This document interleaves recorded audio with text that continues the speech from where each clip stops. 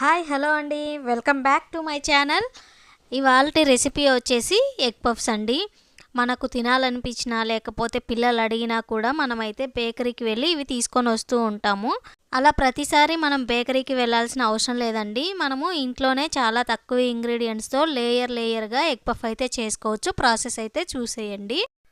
ముందుగా ఒక బౌల్ తీసుకొని అందులోకి 1 కప్పు వరకు మైదా పిండిని అయితే యాడ్ చేసుకోవాలి. అందులోకి ఒక 1 స్పూన్ వరకు సాల్ట్, అలానే కొద్దిగా నెయ్యి అనేది యాడ్ చేసుకొని వీడియోలో చూపించే విధంగా అయితే మిక్స్ చేసుకోవాలండి. ఇందులోకి ఇప్పుడు కొద్దిగా వాటర్ యాడ్ చేసుకుంటూ చపాతీ ముద్దలాగా అయితే మనము కలుపుకోవాలి. నేనైతే మైదా పిండితో అయితే చేస్తున్నానండి. మీరు కావాలంటే గోధుమ పిండితో కూడా చేసుకోవచ్చు. చూసారు కదా, ఈ విధంగా మనమైతే మిక్స్ చేసుకొని దీని మీద ఏదైనా లిడ్ పెట్టేసుకొని పక్కకు పెట్టుకోవాలి. ఇప్పుడైతే స్టఫింగ్ కోసం ప్యాన్ పెట్టి ఆయిల్ వేసి అందులోకి 1 టేబుల్ స్పూన్ వరకు జీలకర్ర అనేది యాడ్ చేశానండి. అలానే సన్నగా పొడవుగా తురుముకున్న ఉల్లిపాయనైతే యాడ్ చేసుకొని వీటిలోకి కొద్దిగా సాల్ట్ అయితే యాడ్ చేసుకుంటున్నాను. అలానే పసుపు కూడా యాడ్ చేసుకోవాలి. వీటిని జస్ట్ మగ్గనిస్తే చాలండి. ఆనియన్లో ఉండే వాటర్ అంతా పోయి జస్ట్ మనకు అవి పచ్చివాసన పోతే సరిపోతుంది. ఇప్పుడు ఇందులోకి నేను 1 స్పూన్ వరకు కారం, అలానే కొద్దిగా ధనియా పౌడరు, గరం మసాలా యాడ్ చేశాను. ఎక్కువ మసాలాలు కూడా ఏమీ యాడ్ చేసుకోవట్లేదండి. చూసారు కదా, ఇప్పుడైతే ఇందులోకి కొద్దిగా అల్లం వెల్లుల్లి పేస్ట్ అనేది అయితే యాడ్ చేసి వీటిని కూడా మంచిగా మిక్స్ చేసుకున్నాను. నాకైతే మిక్చర్ రెడీ అయిపోయింది. ఇప్పుడు కొద్దిగా కొత్తిమీర అనేది యాడ్ చేసుకొని నేనైతే స్టవ్ ఆఫ్ చేసుకుంటున్నాను. ఇప్పుడైతే మనము పఫ్ షీట్స్ అయితే రెడీ చేసుకుందామండి. చూసారు కదా, పిండి అనేది ఇంకా కాస్త సాఫ్ట్గా అయితే అయ్యింది. ఇప్పుడైతే నేను 4 పార్టీషన్స్ లాగా వీటిని అయితే తీసుకుంటున్నాను.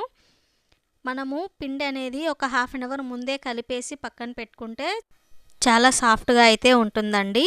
ఇప్పుడైతే మనము ఇలా చూపించే విధంగా కొద్దిగా పిండి చల్లుకొని చపాతీలాగా అన్నీ రెడీ చేసి పెట్టుకోవాలండి.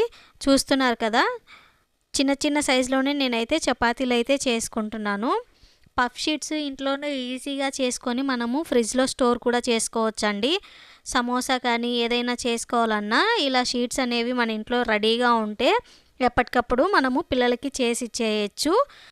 చపాతీలన్నీ రెడీ చేసి పెట్టుకున్నానండి. ఇప్పుడు ఒక చపాతీ తీసుకొని వాటి మీద కొద్దిగా ఆయిల్ అనేది అప్లై చేసుకొని అలానే కొద్దిగా పొడిపిండి అనేది చల్లుకొని ఇంకో చపాతీని దాని మీద పెట్టి ఇలానే సేమ్ ప్రాసెస్ మిగతా వాటికి కూడా చేసేసుకుంటామంటే ఎన్నైతే చపాతీలు ఉంటాయో అన్నిటికీ ఇలా చేసుకొని చాలా పల్చగా ఇలాగైతే చూపించే విధంగా రోల్ అయితే చేసుకోవాలండి.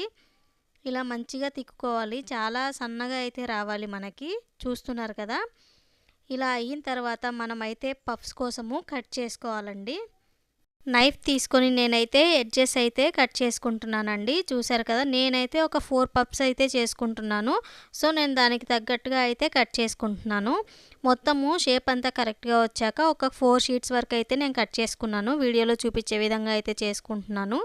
ఇప్పుడైతే మనం ముందుగా రెడీ చేసుకున్న మిక్చర్ ఏదైతే ఉంటుందో దాన్ని ఒక లేయర్కి అప్లై చేసి దాని మీద ఎగ్ పెట్టేసి ఇలా అయితే ఫోల్డ్ చేసుకుంటున్నానండి. వీడియోలో చూపించే విధంగా అయితే ఫోల్డ్ చేసుకోండి. ఇలానే అన్నిటికీ అయితే నేను పెట్టేసుకుంటున్నాను. మొత్తం అంతా ఇలానే నేను ఫోల్డ్ చేసి చేసుకుంటున్నానండి. ఎన్నైతే షీట్స్ ఉంటాయో అన్నిటికీ ఇలానే మొత్తం అంతా మిక్చర్ని అప్లై చేసుకొని దాని మీద ఎగ్ పెట్టేసి ఇలా రెడీ చేసి పెట్టుకున్నాను.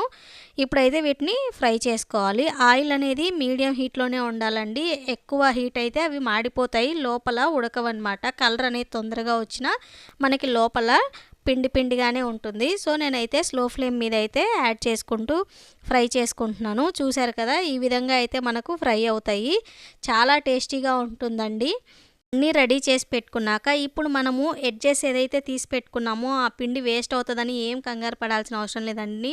వాటిని కట్ చేసుకొని ఇలా ఆయిల్లో ఫ్రై చేసుకుని టీ టైం స్నాక్గా మనమైతే వాడుకోవచ్చు. చూసారు కదా, ఇవి కూడా చాలా బాగా పొంగాయి. ఇప్పుడు మీకు చూపిస్తాను చూడండి. చూసారు కదా, క్రిస్పీగా లోపల కూడా మనకంతా ఉడికిపోయింది. చాలా టేస్టీగా ఉంటుందండి. ఒకసారి తప్పకుండా ట్రై చేయండి. ఇలాంటి మరెన్నో వీడియోస్ కోసం మన ఛానల్ని సబ్స్క్రైబ్ చేసుకోండి. థ్యాంక్స్.